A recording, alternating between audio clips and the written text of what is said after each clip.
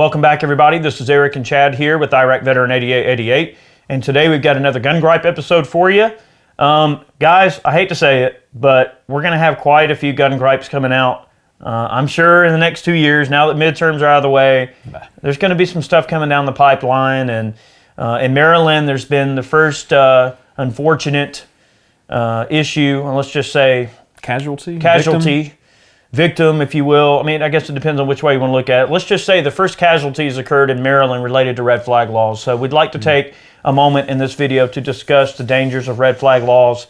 And in case you don't know what red flag laws are, a red flag law essentially is a law where, you know, of course there's standards for the way that the information is passed on to law enforcement, but it's basically a law where a family member, or I think it has to be a family member or a close relative or someone like that, can literally go, oh, Uncle Bob is off his meds, he's acting crazy, he's threatening people. And he's got guns. He's got guns, and I think he's a danger to society, and we need to do something about it. You could literally, like, turn in a family member for being dangerous. And under red flag laws, the law enforcement can go over there and seize the firearms and, I guess, deal with the situation.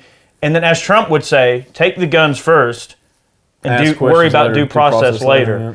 Well, there's an issue with that. Red flag laws are dangerous because, yes, there is a lack of due process. I mean, innocent until proven guilty. There is no due process in that situation. The innocent, you know, the burden of proof is on the establishment to determine if you're a danger to society or if they are who you say you are. The point is, it's dangerous because people can react emotionally to a situation, which can result in not only a person, in this case, dying. It could also involve law enforcement officers' life being in danger as well, because, you know, just like no-knock warrants, they knock on the door, Joe Blow's like, it's 5 a.m., you got sleep in your eyes, you just woke up, you think somebody's breaking in your door trying to hurt you and your family, and you shoot them. Oh, there's a big misunderstanding. Of course, they kill you, and it's just this big to-do. It's scary, you know, to think that just because of misunderstanding, you could die in the middle of the night just because somebody wants to be a jerk and, you know, that's what we're dealing with. Yeah. So this happened in Maryland. This was House Bill 1302, which passed in Maryland and took effect in October. And this article I was reading, it said that they had, it says gun confiscations under Maryland's new extreme risk protection orders, better known as their red flag gun law, claimed the first victim, 61-year-old Gary J. Willis, was shot and killed at his home while police were serving a protective order to confiscate his firearms. Let's see. Under the new law, which took effect last month, gun owners can have their firearms confiscated through the judge's order if they are deemed a risk to themselves or others. But like Eric said, you know, it takes a good sob story and a sympathetic judge in order to get the order placed, you know, for this red flag incursion or whatever you want to call it. Yeah, it can't be like a swatting, right? Like you guys have heard of swatting, where basically, you know, some guy discovers the address of somebody he doesn't like and then goes, oh, he threatened me and did this and that and tells some bullcrap story, and then the SWAT team, you know, kicks in the door, and it's, you know, the swatting thing. It's not quite like that. They can't just say, hey, go take this guy's guns, I'm scared of him. Like, you can't be, I don't know, loading a gun case and going out to the range and your neighbor goes, oh, God. Of course, that's what Hillary wanted you to do. Remember, if you remember what the stuff that Hillary Clinton was saying, she's like, oh, if you see something dangerous, you should report it, which is basically a roundabout way of saying, hey, tell on your neighbors. If he's got a gun, call and be a fly in the ointment. Yep. You can't be that simple, guys. But to be deemed a risk, someone must file a petition with the court. It can be law enforcement, a health professional, spouse, family member, past or present boyfriend or girlfriend, or a current or former legal guardian. And this is, you know how the media is. I've read several of these stories and they all just are regurgitating the same stuff. But according to reports, Willis answered the door with a firearm in his hands when two police officers went to serve the order shortly after 5 a.m. The specific time was 5:17 a.m. that I read in another report. He put the gun down, but then when officers served him the order, he became irate and grabbed his gun. One officer tried to take the gun from him. A shot was fired. The other officer shot Willis. He died at the scene. Neither officer nor anyone else in the house was injured. I mean, really? Yeah, so someone... Of course someone's going to be upset. Someone's knocking on your door at 5 o'clock in the morning. Nobody should be at your door at 5 o'clock in the morning. So what is any red-blooded American going to do? They're going to take a gun with them and see what's going on. Right. You know, but whether this, you know how this stuff happens, and look, I'm not going to say that I don't like cops, but I don't like some cops, you know, and just some of the stuff that you see out there, but who's to say that that's exactly what happened? Did he become irate, or did he just go to maybe pick up his gun and move it, or put it somewhere else? Or did he just open the door and they go bang? You don't know. It's their story against yours. But this is scary stuff. I mean, but the order has to be issued, but still, this is a gun confiscation law. If someone thinks or just says that you are acting a certain way or whatever, or hell, it could be as simple as, we got Thanksgiving coming up. You know what happens at Thanksgiving with families who are kind of divided, you know, where the waters are parted politically. Yes. And some heated discussions can happen. It happens in my family all the time. All it takes is when your anti-gun in-laws going, oh, well, that Uncle Bob's got a shotgun. He's dangerous. I don't like what he said. I don't like what he said at Thanksgiving. He was saying some really crazy stuff. Right. And I think that he should be checked out or whatever, and I think you should go take his guns because I think he's a danger. All it takes is some leftist, liberal judge to say, oh yeah, that sounds scary. Sign it off, and then the cops are at your door at 4 or 5 o'clock in the morning. And why? Because some family member decided that you were a danger to yourself. Oh, really? Are you a health professional? Are you a psychologist? And honestly, I don't care if somebody's a health professional or not. Like if I go to a doctor, and let's just say my doctor was to say, do you own guns? I'm going to lie. I'm going to say no. I'm not going to argue. I'm not going to say, oh, well, I don't know why that's relevant. I'm not going to say, oh, yeah. I'm just going to be like, no. Mm-hmm. All right. You know, it's bullcrap that everybody wants to hold gun owners under their thumb like we're the devil. But it's just crazy to think that there's so many aspects of our society where, you know, years ago when gun ownership was just such a socially acceptable thing, and now it just seems like if you're a gun owner, you're the devil, and everybody wants to paint us with the worst possible brush that they can, and they don't realize that most of us just want to protect our families. We want to go out and hunt. We want to do our thing. We want to carry our gun, protect ourselves, protect our communities. We want to be responsible in our community. You know, we want to share our sportsmanship heritage with our youth. I mean, that's what the cornerstone of the Second Amendment is. The entire sort of what all of that encompasses is our family, our friends, our safety, our communities, our ability to go out and hunt food, our ability to go out and take down predators like coyotes and foxes or things like that. So they just want to paint us with this devil paintbrush because all they see is the worst possible aspects of that society that they can. They see the gangbangers and the rapists and the killers and all the people out here doing all the stupid crap and all the people in rap videos pointing their gats up in the air, like that's gun ownership to them. Like they don't see the positive aspects of it. They only see the most negative aspects, and that is what they draw their conclusions from, is all the people that make us all look bad. Well, it's just like you never see the headlines or the stories out there about all the people that defended themselves or their families or others with firearms on a daily basis. And we've talked about that before too. Right. You know, you have to read the American Rifleman or another pro-gun magazine to be able to see those stories. They'd never put that on pro-gun or on the mainstream media because it's pro-gun. You know, why would we want to support the use of firearms in self-defense scenarios when that doesn't go with our narrative? You know, I can't help but think that maybe they knew the outcome of this and what it was going to be, and that they chose this guy to make an example of him. Look, you know, there was one article I read where they had issued about half of the extreme risk protection orders that judges around Maryland had been presented with. So they're not issuing them all, but they are issuing some for sure. And this kind of crap, you're going to keep seeing stories like this where cops show up at somebody's door in the morning early, something happens, and someone gets shot. And it may not always be the homeowner. You know, there's been situations with no-knock warrants where cops go to the wrong house. Oh my God, dude! Yeah. So Okay, you're serving a no-knock warrant or whatever on me when I'm not the person that needs to be served. Really? I'm just an unfortunate victim, or I mean, how does that work? Whose head gets who's accountable? Yeah, whose head gets put on the chopping block for that? So I mean, and look, I'm not trying to be weird here or anything, but you get a no-knock warrant. All you know is there's some guy in your house. You shoot them all. It turns out they're all police, and you get either they come in with a SWAT team and kill the crap out of you and your entire family and your dogs. Oh, they're going to get your dogs. Oh, they're always get your dogs, just like the ATF. Or two, you go to jail for defending yourself because they were in the wrong. But no, they're the authority, so you were in the wrong. All right. The heck with that. You don't even want to get me started on all that mess. All right. What makes this law so dangerous is the fear of missing a shooter, like a mass shooter. No judge wants to be the first to deny a petition for someone who later commits acts of violence with a firearm.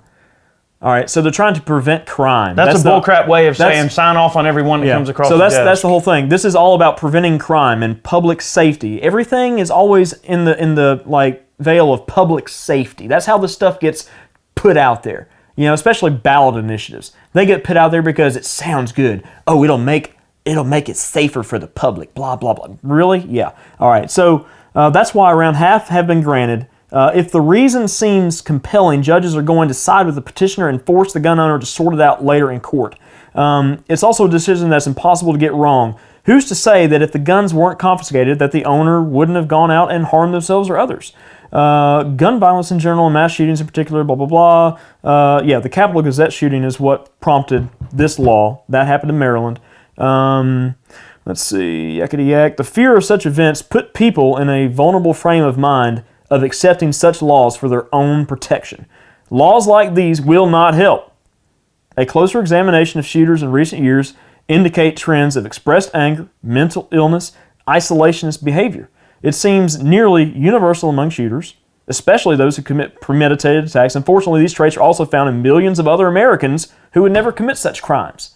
They're trying to prevent all this stuff, and it's the same song and dance that you always see. It's like, oh, well, we got to take this away, or we got to put this law in place because someone committed this crime, which is already illegal, but we need more laws because that'll make it better. Now look, you look at like Trump.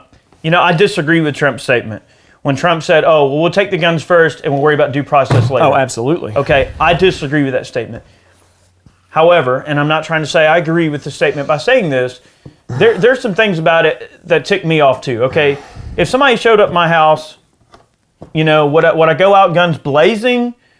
Or would I just go, well, you know what? I know I'm not in the wrong. Let them take the stupid guns and we'll sort it out later. But why should it have to be that mentality? Why should I have to accept strange people being in my house, taking my property away that belongs to me?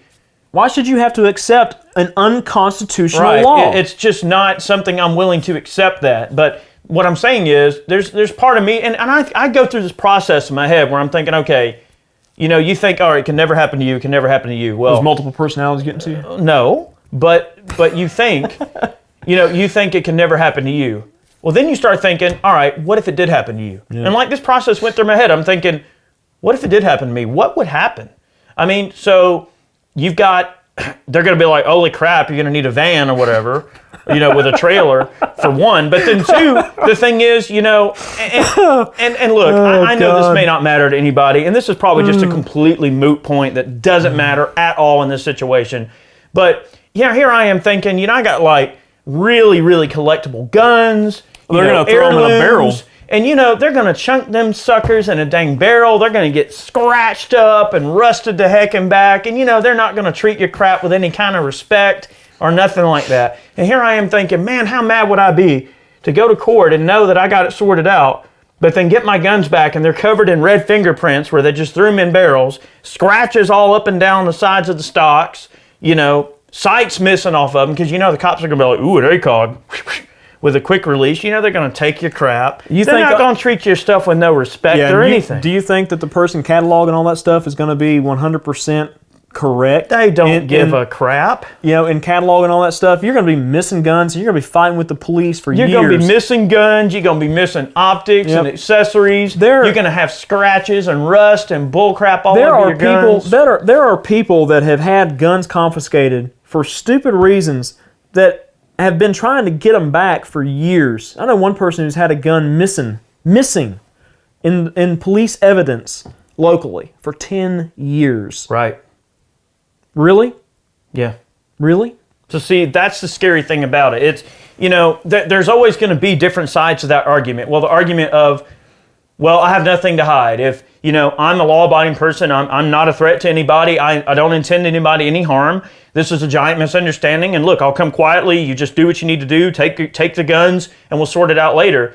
But that's a giant inconvenience. It's expensive. It disenfranchises a lot of people who may not have the money to fight a lengthy court battle with your accuser, right? So it disenfranchises a lot of people. Not to mention, some folks may have a lot of valuable and collectible guns that are going to get messed. And look, I'm not trying to make it out like that's the only Achilles heel there, but it's just not good, because what it does is it sets a precedence that, you have no rights until we tell you have rights. That is the scary thing about it. Oh, well, you're guilty. Oh, no. We're coming in here. We're taking everything. You are guilty, young man. Because you're like mom, you're like mom coming in the bedroom and just knowing, oh, no, you're guilty. You did it. I know who did it. And then all of a sudden later they figure out, oh, well, it wasn't you. We're sorry. We're sorry for all that trouble. We're sorry we're sorry we shot your dog. That's not good enough. Speaking of that, it's really funny, but if you guys don't follow it, you should follow the ATF's Instagram page and get some popcorn and just start reading comments. It is quite humorous. They do try really hard. And they don't ever respond to any comments, but sitting through that comment section, it's glorious. Yeah, I could just see like the morning meeting of like the ATF hierarchy, right? And I could just picture like some guy going, all right, well, now that order of business is out of the way, all right, social media, how things going? And they just go, wonderful, sir. Everything's going swimmingly according to plan, sir. Well, that's great. All right, moving on. And then of course the social media person, look, make this into a meme. I mean, come on. Oh, gosh. They know. They know they're in the wrong. They know everybody hates their guts. Nobody likes the bearer of bad news. And it's a consistent bearing of bad news. They're going to wonder where like those 1,000 new followers came from. It's like, oh man, we must be doing sorry. Oh, never mind. It's like, we're making you do it. Yeah. I mean, oh god, sorry, I had to throw that out there. It's scary, man. And look, red flag laws bad. No bad law. No red flag law. Not good. I don't agree with it. Red flag law bad. It's very bad. Very bad. No pass. I don't think it's a good idea. It's sketchy. It's scary. It leaves too many doors open. Look, what's even scarier though? Subject to interpretation. What's even scarier though are, I've said this before in previous videos, is this move toward ballot initiatives. Every 2 years, ballot initiatives. Mm-hmm. Because you're getting the public involved, and you're just putting this sweet little thing on this ballot that sounds all nice and pretty, just like what happened in Washington recently. And people are saying, oh, that sounds good. Public safety. So I'll tell you what, why don't we, all right, look, so we're going to push for some ballot initiatives here in Georgia. I think what we'll do, we'll talk to Governor Kemp, and we'll have a chat with him, and we'll be like, hey, let's do a ballot initiative and call it the Safe Hunters Act. And it'll be a measure to make firearms more hearing friendly and allow for Georgia hunters to manufacture their own suppressors for use on their hunting rifles. And be Too bad completely, Too bad it doesn't coincide with federal law, just like that stuff that happened in Kansas a long time ago. Well, yeah, I mean, the thing is, no matter how you feel about red flag laws, you have to understand that it is a slippery slope. It is a series of slippery slopes. I'm talking, it starts on a slope, and you go, whoa, whoa, whoa, and then you get your footing, and you realize, you look down, and there's like 100 more feet to go. It's just, there's no way. That series of unfortunate slippery slopes and then when you get is not going to end well. When you get to the bottom, you loop up and you start all over again. Yeah. Ah! Oh yeah, no, you get to the bottom and there's nothing down there but rocks. Like it's it. There's sharp rocks. There's not volcanic rocks. No, there's not water. There's not a trampoline. It's just rocks. Ooh, yeah, that's it. It can't end well for anybody. It's a bad idea and it shouldn't even be a thing. But anyway, that's our thoughts on it, guys. Thank you for watching today's video. We really appreciate all of you. Unfortunately, we're going to be cutting a lot more gun gripes. I hate to get into political territory. It drives me nuts. I can't stand having to talk about it, but we have to be politically active. We have to make sure we're contacting our reps, make sure they understand that we don't support a lot of this bull crap they're trying to shove down our throats. It's not fair. It's not fair to anybody. It's a step in the wrong direction. It's a step backwards. We have to promote freedom. We have to move forward with freedom. Let it bloom. Let it blossom. We shouldn't suppress freedom. Okay. I don't like this crap much either. But the thing is, guns are political. Bottom line. They are. And you have to be politically active if you are a gun owner. If you are not, then guess what? You're just a complacent side sitter, and whatever happens, you can't complain about it. Like, oh well, I don't like that. Well, did you get out and you vote?